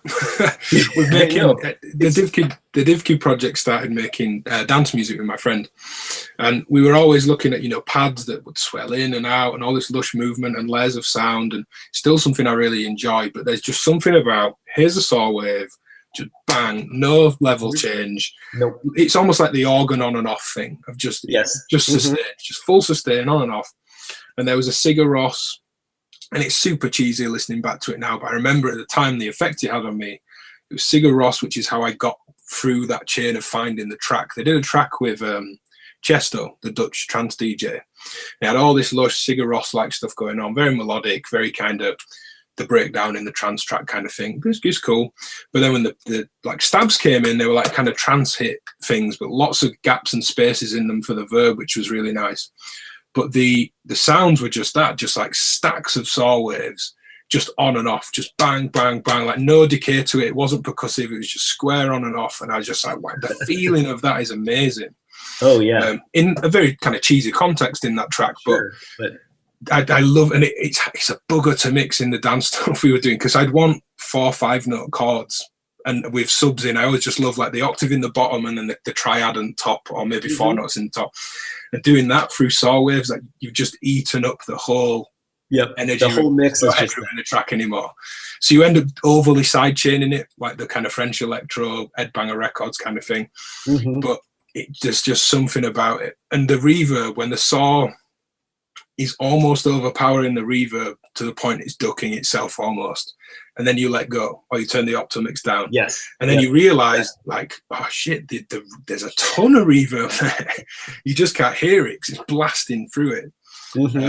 I remember doing a gig, and one of the players in the band, we were in a church, and they said, we can either play really quietly or we can get above the level of the reverb in the room. And I was like, that's ridiculous. We can't play it, so it'll just be louder reverb. We'll just excite it more. And he was like, no, there's a point. Really experienced player, played all over, and he was right. It was like, if we play loud enough and we get enough of like the kit through the PA, so we're not having a really the drum kit, we'll get above this. He was like, I promise you there is a good sound, but it's gonna be really loud. And it's, can we get there with the equipment we've got? And luckily we could. And it was like, we actually did a good kind of rock gig in a church that at sound check we were like, this is going to be terrible. Even if it's full, like it's still going to echo like crazy. And that was interesting. It's that, like you said, it's that wall of sound and noise and pressure and just like 3D sense of space. You're just eaten up by this thing. And, you know, for me, I've definitely over-egged it in the past with production stuff. But I don't know, I love it. Oh yeah, and like I'd only seen Sun play one time, but the experience of feeling sound to that degree, I think, stuck with me on a really like just very base level. Like it's something I don't necessarily think about consciously, but like if someone's coming to one of my performances, I want them to feel what I'm feeling, and I'm sort of translating it to them through the sound or like whatever I'm manipulating. Like everything I'm doing usually comes from some kind of an emotional level rather than a pre-thought level. So to me, I think of emotion as a feeling, and if I'm outputting sound, I want them to feel that sound in some different way, whether it's an emotional response to, you know, in intervals I choose to tune them, but also just the most physical response of like, there's bass and there's a saw wave through a bunch of reverb and you can just feel it. Like you are kind of lost in that music because there's no other choice. You're sort of being like bombarded at that moment with something. And it's usually going to be like the kind of peak of a piece. I'm not going to do that for, 20 minutes straight, although maybe I should try that sometime. But like I think I'm trailing off now, but that's where I think that comes from, because that had such an impact to me, that I sort of try and get similar to that at times. I remember at university, a concert with a couple of the lecturers, and they had a pair of VCS3s. They still do at Huddersfield Uni, and they occasionally wheel them out when we have a modular event. It's great that they pull those out and just let anyone go play on them. Man, yeah. And it's just this gig, it's VCS3. What's it going to do? It's not going to listen to any sequencer that you give it for the most part. And 63 was it, the VCS3, or was it 69? So. But 60s anyway. Yeah. None of them are in great condition, and none of them ever really, like an early Moog oscillator, none of them tracked pitch well. Anyway, Moog was better at the time, but not known to be stable. This, you had no chance with this. But just them very slightly messing with tuning on those like 10-term pots, you could really ride the kind of beating, that like heterodyne effect of units and oscillators. Totally. And it wasn't that loud at the start of the gig, and I didn't get it. Being a student at the time, my experience was much less than it is now. I was kind of like, it's a bit lame, like what are they doing? I don't really know what they're doing. And it wasn't until the volume came right up that you felt it, and I was like, oh, okay, I can listen to this and want to stay. I nearly went. I was like, this is a bit weird. They always put on a great festival called Electric Spring, and they have a contemporary music festival that's quite a big deal as well. And there'd always be things that as a student, you'd see them and be like, this is just weird. Like, it's not, you'd walk away going, that's not art. It's just, it doesn't make sense to me. Like, you're just naive and young and stupid at the time, really. Looking back at it, a lot of it wasn't. It's just my experience level wasn't there. I didn't understand it. But that, when the volume came up, made a huge difference. Really big difference. Right. It turns from just sort of sounds to yeah, like a experience. Yeah, totally. Scott in the live chat saying everyone should see Sun, and I said everyone should just go see them, regardless of what you think of like that boiler room video of Sun, which is great. But it's easy to show. I show people that, and I get so upset when they're like, and I'm not into it, and I'm like, I don't like doomy guitar sounds. I'm like, just go, come, and next time night we've got to go. Yeah, no, it's different. Like a friend took me. He had played some records, and I liked them. I didn't like dislike what I heard on the records, but it just was sort of like, okay, yeah, it's been kind of like, I see they're sneaking kind of notes in here and here, but it's just like this big sound all the time. But it was a totally different experience being there and feeling it. And yeah. Thinking of just bringing it back to the setup, and we'll start to wrap up shortly. So anyone in the chat that has questions, please put them in. I am watching it as we go. I'll ask them all before we finish. But I'm using the Optomixes as opposed to just VCAs all the time. Oh yeah. Do you feel you've always got this base level of rumble effectively? Because even, you know, if the pot's just up a little bit, it's quite filtered back, it's quite low level, but it's the sub that's coming through, presuming it's the bass sound, for example. Yeah. Is that key to what you're doing? Because it's a very different kind of emotional response from just having a bit of a VCA let a sound through to being nearly off on a low pass gate, or the bleed is coming through at the low end. It might be, you know, it's something I never really consciously thought about. I always gravitate towards the low pass gates because, I mean, particularly from when you use an envelope with them, either a short one or a long one, that concept of like getting louder and brighter to me feels much more like an acoustic instrument or something of any kind. If you take a guitar and you hit it harder, it's going to be brighter than if you hit it softer, or, you know, even striking surfaces and stuff. They're noticeably brighter when you hit them harder. So I've always really liked that aspect of it. It just sort of simplified that. Like, it's getting louder and it's getting brighter, and it just sort of made sense to my brain. But it's certainly been something that I've had to be aware of when I have multiple voices being tuned, that if I do have the volume down a little bit, that I need to make sure that they're not tuned to where the bass is going to like interfere and make things really, really muddy. I've had that problem with some recordings where once the full range of that is being fed into the reverb and everything, that it can kind of smear things a little too much. Not to where I'm like really disappointed, but to where, you know, it could have been a little bit better. So it hasn't been conscious and something I thought of, but certainly it's something I hear and, you know, something I like the sound of. So I guess in a way it was subconscious that it is sort of key to what I'm doing. Yeah. Quick one, Optomix 1 verse 2, the version 1, version 2, thoughts, ? Was the comment from a question from Dan. I didn't upgrade any of mine to version 2 in terms of sell it or get one. I didn't feel the need. Have you anything to say on that?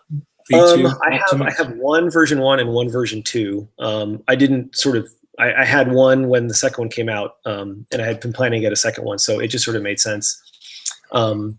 Sound wise, I haven't really found that like one is really significantly different than the other one. I do use the sort of little trick that you can do with the version 2, which is to just, you know, the input has a high signal normalized to it. So you can kind of create envelopes by just hitting the strike input, or I actually use it for like kind of lo-fi kick drum sounds a lot. So I do use the features of the version 2 sometimes, but yeah, just like you, I haven't found that the version 2 is critical to have over the 1. I have one of each simply because I wanted to have 2. Yeah. Quantum Space asked, what kind of patch are you using when you're working with a wave folder and telharmonic? Okay. I guess folder there maybe mean spaces, because that folds and distorts and and it's usually to kind of make it's usually to make my sort of version of, you know, like when I was a guitar player and I was putting power chords through a fuzz pedal kind of thing. That's really the sound I end up going for. I guess I should direct people to any of the Jim Drones albums, particularly the third one has a lot more of the telharmonic being wave shaped. I can't remember which tracks are shapes, and some are using the Metasonics TM7, the Scrotum Smasher. Yeah. But I was actually able to get shapes in similar territory to that TM7. But it's the Red Brigade is the name of that third Jim Drones album.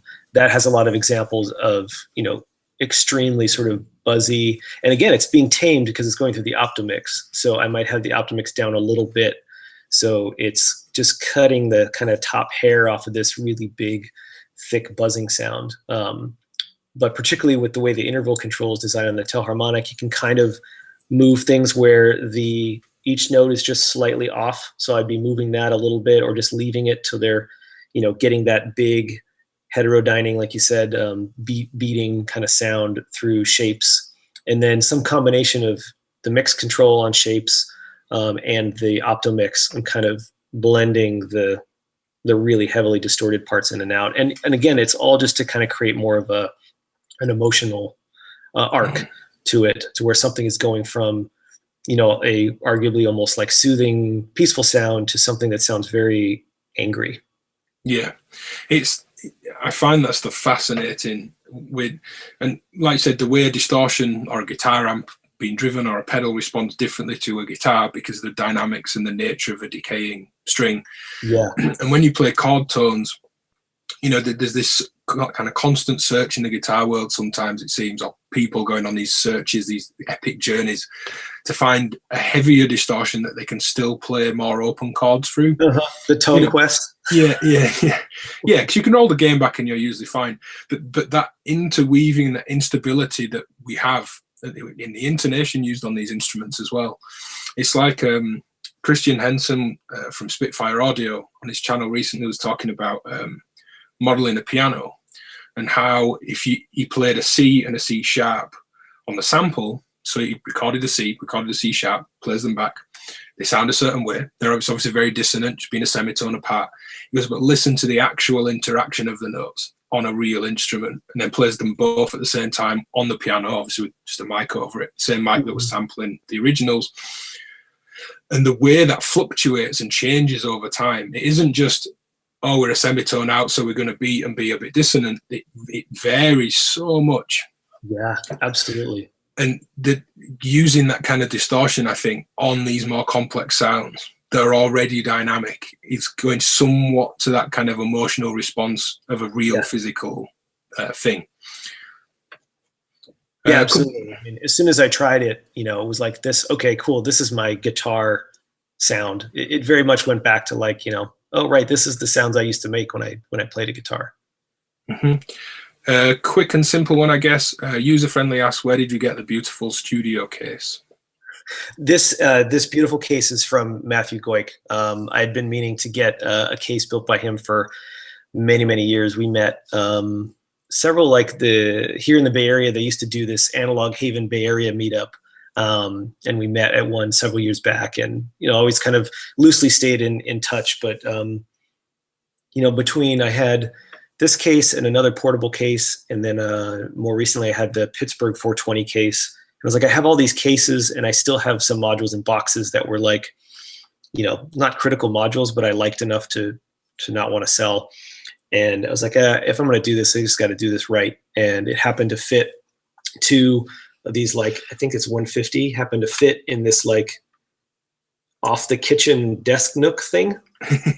So from like that little wall to that little wall, it basically fit perfectly. And I was like, all right, let's do this. Let's get all these modules out of cases and boxes. So now I just have the performance case and the spaceship here. Yeah. It wasn't Quantum Space, but he's brought it back up. Someone asked about the FalkTech modules. Oh, yes. I don't know a specific question, but just freewheel on them for a minute, I guess. I mean, they're almost like little mini modulars in themselves. I've had the Matter 1 here for quite a while, and come very, very far from remotely understanding it. I had all these like aspirations in the beginning of noting down what I think all the patch points are. I mean, it sounds like it's pretty much like a couple of filters and some gain stages, and you're basically passing audio between the filters and maybe something that's controlling the filter cutoff. But it's really fun, like if someone got into modular because they really like the sonic exploration of like, what does it do when I patch this into this? Like not really thinking about this thing says gate in, I need to patch it a gate in, but just sort of like, what happens if I put a sine wave in there? They'll really enjoy actually either of the matters. I just got the matter 2 not too long ago and starting to slowly kind of figure that one out. I mean, similar concept, you have these patch points into a circuit and you don't necessarily know what they are and you're just trying to figure them out. There's definitely like a sonic aesthetic to it. It's kind of like creepy lo-fi, like a horror movie kind of lo-fi. Okay. There's, a lot of noise. You get a lot of like clickier sounds. I really like those sounds. So that I gravitate to them that way too. But it's definitely one of those ones where you have to be open to exploring and finding the sounds out of it. If you're like, I really want a cool drum module because I'm working on some tracks and I want to get some interesting drum sounds, that might press your patience too much to figure it out. But I find them highly, highly rewarding. The alter effects unit too, also really cool. The sort of touch plate aspect of changing the modes is fun. He did a good job of mapping interesting stuff to the XY for the CV ins, and having the clock control there to clock down the DSP chip is really cool. That's something that I used to use a lot with the ZDSP for really interesting effects, and it's nice to have just a knob there right for it. Yeah, I love that. Being able to mess around with internal sample rate, unlike the Black Hole DSP2 or does it have that? Yeah, Crush they call it on that one.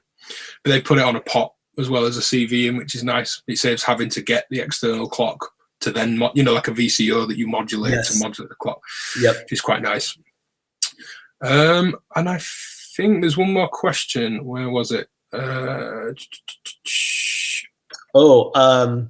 do you not fry modules by patching freely? Yeah, exactly.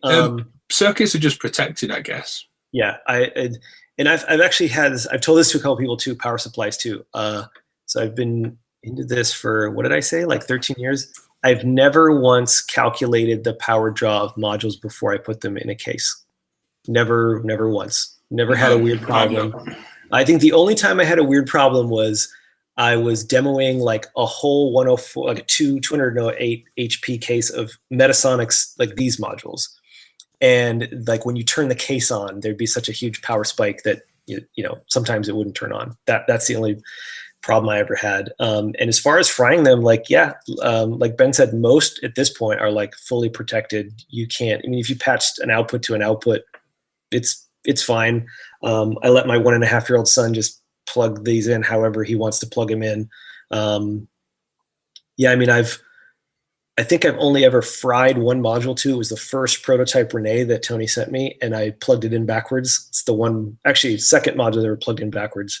I plugged in a circuit Abbey divider in backwards one time, and nothing bad happened until I started to touch the case. And then I was like, why is this shocking me? What's going on? I feel like I'm getting electrocuted. Am I getting electrocuted? And that ended up being just because it was backwards. But yeah, don't patch being afraid you're gonna fry something. I know it can seem scary because like the voltage levels are much higher than guitar pedals or something, but I've never fried a module from patching, or even damaged it in some way. No. Bodo asked, which is the kind of thing I was going to wrap up with anyway, are you planning on doing any more tutorials, reviews? Always loved them.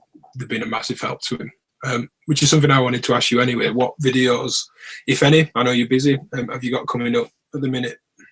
Well, like I mentioned earlier, I kind of promised Tony a QPOS video, so I will try and work on that. I am trying to get back to it. Work's been really busy, and then now with 2 little kids, it's hard to find time to just even work on like music for myself, let alone the demo videos. But I do want to get back to doing some videos, less about demoing modules, because particularly you got it on lockdown, Alex, a bunch of other people, have been making really awesome demo videos with insane production value that I barely have the patience to try and do. But I do want to start doing some videos that kind of talk about, like a lot of what we've been talking about here, like live performance and patching techniques and kind of just like really high level things about modular and why I think it's such a great instrument. And, you know, in a way, I think like help answer questions so that I help other people get better at it. And then in a way, I also get better at it. You know, maybe like take questions from people and then create a video around answering all the questions or something like that. I'm trying to find a way to find the time to do that. Favorite 2 HP module from POB, Patrick O'Brien. Oh, hey dude, how's it going? I have not jumped down the 2 HP rabbit hole too much, just because I very much like to have the room to manipulate stuff. But I think I probably get the most use out of the, like I said, sadly now it doesn't seem to be available anymore, Noise Reap passive toggle switch. And the other one might be, I have a couple of these 2 HPs. It's in that modular grid too, from Circuit Abbey. Yeah, next to Rene. Yep, and one I love is the Verdi. Not only because sometimes it's not easy to just invert a gate signal. Like, you know, you could use a channel of maths to do it. You know, there's a couple modules that like might help you do it, but particularly in a performance case, it could be a lot of real estate to use. But what I use it for a lot is just the output, if nothing's patched, the input is high all the time. So if I need an offset, it's always there. There's always an offset there. I don't have to use channel 2 or 3 of maths to generate an offset. Of course, I might have to use it to attenuate the offset. But for example, I have right now, I'll pan this back around. I have an all flash. Yeah, an all flash patched in there. Yeah. And also into the D-gate input of the telharmonic. So right now the telharmonic pitch is locked until I basically touch both of those. And then that generates a gate to the telharmonic. It changes pitch. And now I have very manual control over the pitch. Or likewise on the tempi for the state select, I've got an all flash in there. So same thing, I can hold my thumb here, tap that, and shift tempi channels around. So I'll use things like that quite a bit. So it's like you said with the inverting the gate, when you get just a normal inverter rather than one specifically made for gates, it takes your 0 to 5 volts or 10 knots, whatever it is, and just goes 0 to minus whatever the voltage is, which is often just not useful because it's just maybe the modules only go from 0 positively. They're just unipolar. Yeah. The abstract data, I can't remember if it's the AD51. I maybe have the number in the name wrong, but the envelope module they've got, the inverted output's already offset, which is nice. A mirror. Awesome. Yeah. So say the normal one's 0 to 5. This one starts at 5, ducks with an inverted shape and stays up. It's perfect for so many things. I mean, sometimes you're going to want it. And like I said, you can use your maths to do all this kind of stuff. Sure, yeah. But it's super useful. Yeah. In fact, that was one of the things I loved the most on the latest Make Noise envelope, the Contour. It's the same thing. There's a positive out and there's the mirrored out. I mean, I always call that an inverted out, but yeah, like you said, most modules now when they say inverted out, they're talking about 0 to minus rather than from positive offset down. And I'll use that all the time. It's just such a handy thing. And I don't know if it's because I tend to gravitate towards modules that just go from 0 to positive. I don't really have bipolar LFOs. I just have maths that I could cycle or the Contour that cycles. That all keeps everything simpler to me. But yeah, that mirrored out, the mirroring functionality of the offset then mixed with the negative is really valuable. Yeah. A couple of things that I want to mention. The Hexo 1. Look at that. If Jesse's watching, cable hanger is on Kickstarter. I know people, every time a Kickstarter comes up, someone says, oh man, I got burnt on there really bad. And I'm not saying people haven't been burnt on Kickstarter, nor do I have any personal investment in this. I've got nothing to gain by you supporting it. But I like Kickstarter. I've met some great people through there and then consequently worked with some. Jesse just sent me a prototype. But cable hanger that will hold like 300 cables conservatively. Wow. You got 440 of those Pittsburgh NASCAR cables, I think they're called. And considering you can see cable mess, you know, I have various hangers and solutions around. I'm looking forward to just going, there are my cables, at least most of them on a cable hanger, which I thought was an interesting thing. And when we're talking about Kickstarter, a cool guy as well, Alex from Plankton Electronics, has Spice, his desktop processing unit, using those Korg new tube, which is those like little mini Korg like FET tube circuits that somehow no one's used yet in modular. There's a filter, a distortion, there's like a digital bit crush section to it, an envelope follower that you can patch back in to modulate other things. That looks cool as well. So for anyone wanting to kind of play around, not play around, anyone wanting to support anything on Kickstarter, Spice by Plankton Electronics looks great, and the Hexo one cable hanger as well. Next week, I'm going to be at Thoman's Synth Reactor event, very late because I've only just really got my voice back. I wanted to put a video up last week, but I'm going to put one up probably tomorrow, asking people what they want me to do while I'm there. Thoman are basically flying in a load of people that make videos. There's a load of brands going to be there, and there's studios for us to use to do whatever we want and film stuff. Matt Doty's there, Noiret Blank V, Jade from Dollars Jamming, Bo Beats, Accurate Beats, Mark Doty, Automatic Gainsay. There's tons. There's a big list of about 25 of us. Look Mum No Computer. So it's a big bunch of people, some of which are friends, some of which I've not met before, with the sole purpose of just kind of doing what we want. You know, you're usually at Super Booth and everyone passes each other and just says hello, and you never get to do anything. So I'm looking forward to a few days in the middle of nowhere in Germany, with a lot of people that make videos and tons of cameras around, just seeing what happens. Yeah, that looks like it's going to be really fun. Yeah, if anyone wants to leave a comment on this, I'll check them all. But watch out for that video. If there's anyone you want me to specifically interview or ask anything, Thoman have 90,000 items in stock, and they've told we could pre-order them. So there's a load of stuff that are like, oh, if you've got this, this, and this, and this, I'd like to play with it. Korg are coming and bringing some vintage kit. And that's what anyone would like to see. They kind of emailed everyone, and I gave them a huge list of all this rare Korg stuff that I've never touched. You know, I'm not that interested in an original MS-20. I've got friends that have them. I can get my hands on them. I've played on them before. But if you're going to give me like an old Maxi Korg or something that I've never touched before for the afternoon, that would be pretty cool. Like original wave drum or something. Yeah, there's a ton of stuff in there that would be really interesting. I'm sure that most of it doesn't come out with the, you know, the kind of trade show staff that bring Korg gear around. There'll be all the new stuff, of course. The second Kickstarter, not the cable management, is Spice from Plankton Electronics. I'm just typing this out for the guy. It's a Eurorack module. It's a desktop thing. There's some little like 2 HP envelope followers and stuff as well, some DIY, a ton of stuff. I'm just going to do a super quick scan of the live chat for one last kind of, if there's a question I've missed. And while doing so, I'm just going to pull up your Bandcamp page. Oh, thank you.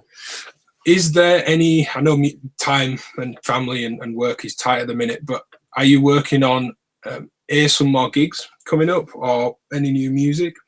Yeah, the gigs have sort of they've been harder to come by local. Like if you go up to San Francisco or something, that's easier. But a lot of times, you know, after a long day of taking care of 2 kids, I doubt I'm gonna, you know, hey babe, I'm gonna go to San Francisco and be gone for another 4 hours tonight.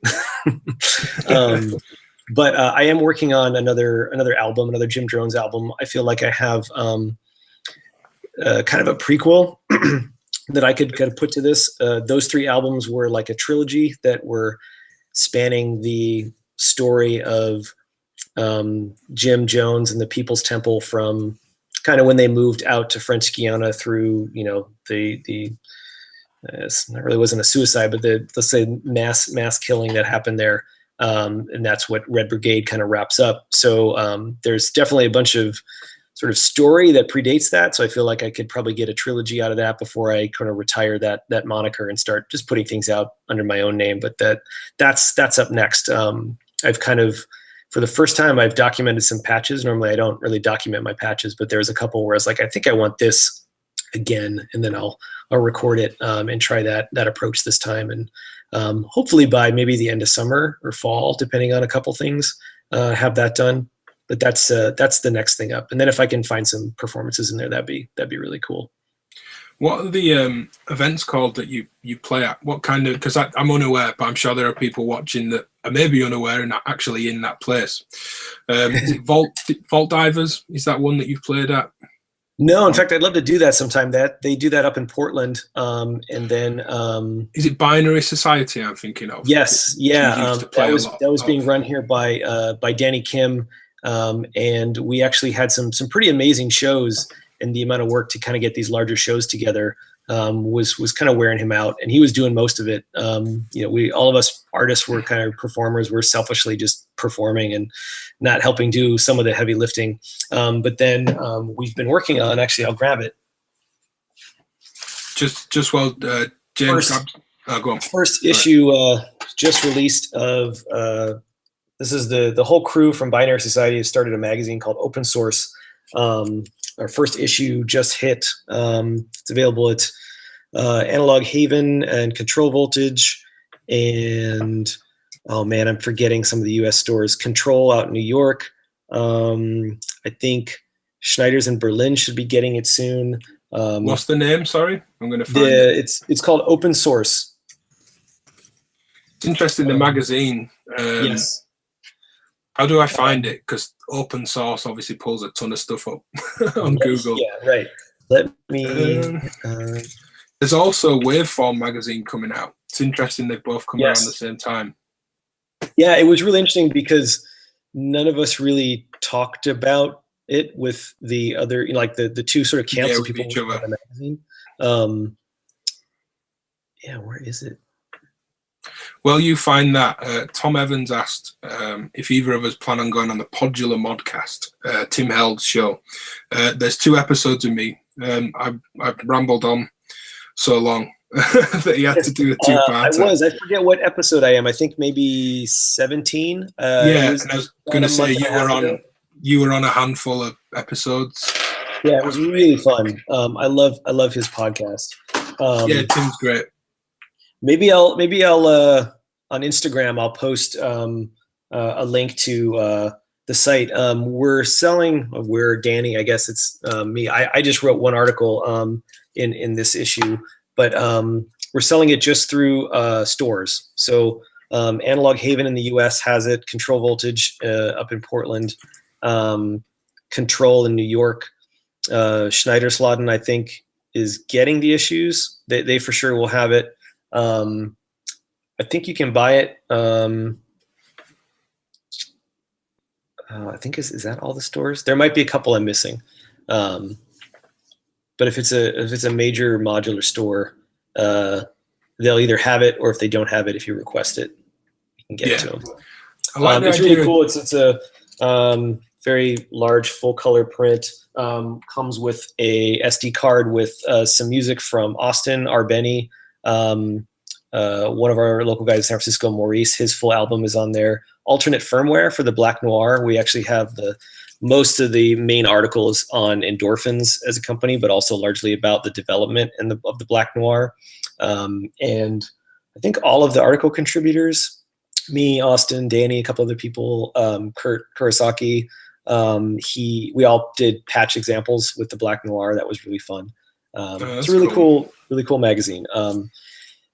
Not sure when issue 2 is. We're kind of trying to figure that out because it was a lot of effort to kind of get the quality layout and all the content in for this one. So we'll see when issue 2 is. Yeah, I really like the idea of doing that through the stores. Like when you pick up some more cables or your next module, you just throw the magazine in as well. Yeah, when Danny first sort of talked to me about the idea too, that was one of the things that I really, really liked was the idea of a magazine that was something that would be able to sit out on a coffee table and look really nice, but also, we're selling it through the modular stores. Yeah, that's really cool. I'm going to check it out, try and pick a copy up. Cool. All right. Well, we've been, as usual, a couple of hours, free-flowing conversational thing, effectively. It's been nice. There's been, for those that haven't seen me and James speak before, either on Modular Podcast, I don't think we've ever done a live stream, just me and you, but you've been on Modular Podcast. No, it was really fun. Yeah, you've certainly been on Modular Podcast a couple of times. Yeah, those are also awesome. Such a great time. Go back and you can go on my channel and just put James in the search, you'll find it.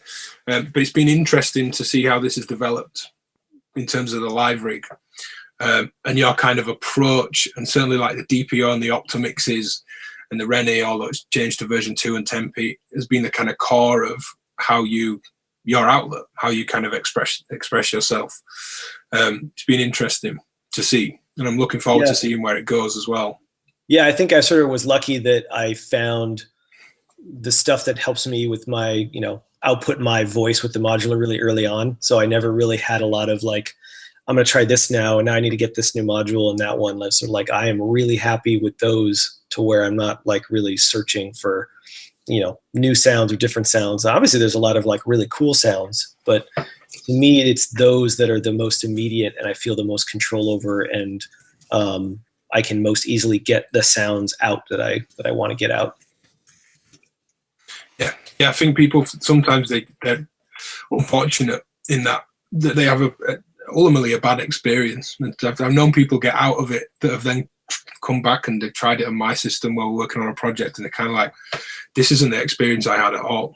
Yeah. And it just, if you're not around enough people, or you maybe can't get to people to chat online or a store, or you just don't find the right thing, it can be a very, very different experience. Oh yeah, and it definitely it wasn't like I picked up the DPO and then I was done. There was, a lot of stuff in between. There's a lot of stuff I sort of regret getting rid of, but got rid of. So I went through a lot of things before I found it, and it's something you kind of have to do. But it's kind of true with a lot of gear, whether it's guitars or pedals, or you're going to have to find the stuff that resonates with you through trial and error. But once you find it, it's great. One last question, apologies. Alistair in the chat said, how are you finding the tuning on the Telharmonic? A couple of people said it's a little bit fiddly.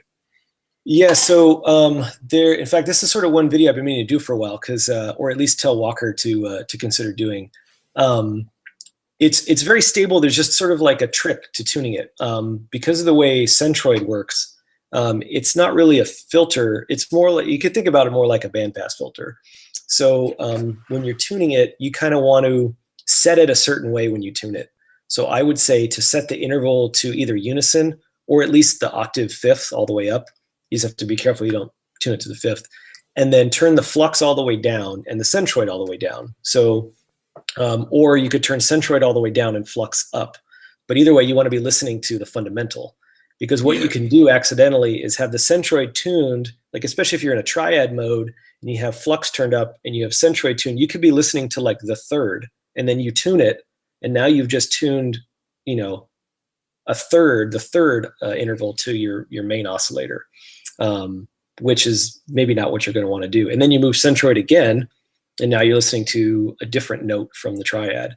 So long as you start with interval at unison, it kind of doesn't matter where degree is, but you could put degree at noon and turn the centroid all the way down. Then you're pretty much guaranteed you're listening to the fundamental. So when you tune tonic, you're tuning the fundamental, and you're not tuning to, a third or, an augmented fourth or something that could be in there. And that's really it. Once you do that, you're good. And I usually patch into the degree input just so I could use the D-gate feature. But tuning into the D-gate, or sorry, the degree or the tonic, they're both as stable. Just the key is making sure when you're tuning it, you're listening to the fundamental and not, one of the intervals. Yeah, someone else has come in and said, understands what you're saying, but the knob itself is too sensitive. Take the knob off. Yeah, it is. It is a little sensitive. The Tonic does have room to put a bigger knob on, panel wise. And that was funny because that's something that we talked about a lot during the beta. But there was this trade-off between, do we limit the range of this to make Tonic more easy to tune? Because no one really wanted to throw switches or anything or buttons on there to change octaves. So it sort of just became, well, you could use degree, and that's a much smaller range for octaves, or you just have to be real sensitive with the Tonic. But yeah, if you bump it. I mean, I wasn't joking. I mean, I said it like I was, but I wasn't joking when I said pull the knob off. It's a digital module, so its tuning will be, or should be, I imagine it is, absolutely rock solid. I know Ebsidic, Phil, previously VCO ADSR, use a lot of noise engineering. They're digital, so he'll just get all the tuning as he wants and then just take the knob off. You're very unlikely going to move an actual pop. So for really critical tuning, just literally get it off. Don't even entertain brushing past it. I've seen people do that with plats as well.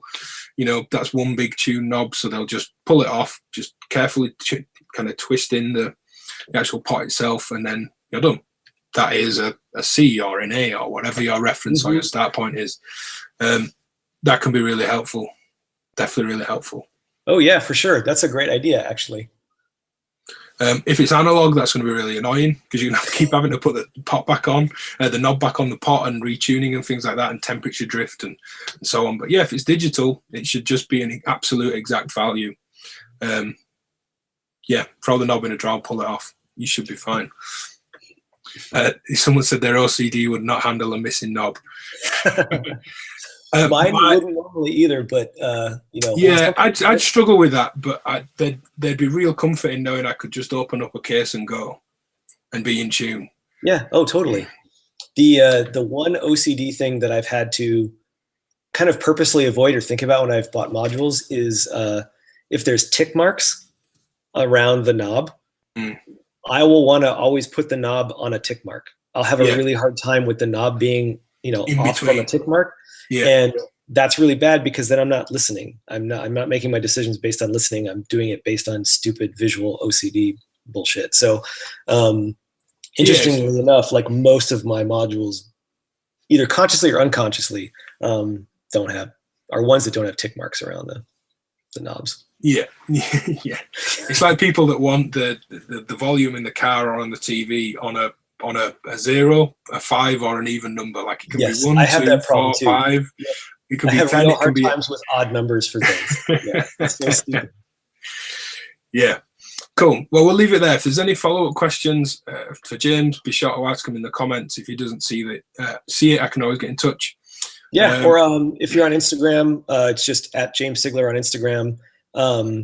Ben, you got me back on Twitter. I'm not fully back on it. I'm at least following along on our conversations, but an at James Cigler there might get my attention too. Yeah. One final plug for Patreon. Last week, Quantum Space that's asked some questions in the chat said I need to plug Discord more. I've recently started a Discord for my Patreon followers. I've got like a question of the day. There's some random chat, some off-topic stuff. We were talking about being sad when Arthur died in Red Dead 2. Sorry if that was a spoiler for anyone. It's been out a while, so it shouldn't be. Generally chatting. There's a bit of for sale stuff, but just generally it's formed into what I hoped Patreon would be. But I think even those that like Patreon and want to support on there, it just doesn't it kind of doesn't get people really that engaged in conversation with each other, whereas Discord has very quickly become this great group that I can just step in on my phone in the morning and I'm like, oh wow, there's loads of cool stuff here. And it just kind of it doesn't run away with itself, but there's a lot of great chat and information just from the people in there. So if you are on my Patreon, look up Syncing Up Your Discord, or message me and ask for an invite. I'll put links to all this in the description and links to James's stuff as well. So yeah, let's leave it there. Thanks everyone, and we'll see you next Thanks, time. Ben. That was a blast. Yeah, thanks cheers, everybody James. for tuning in and all the good questions. Yeah, thanks.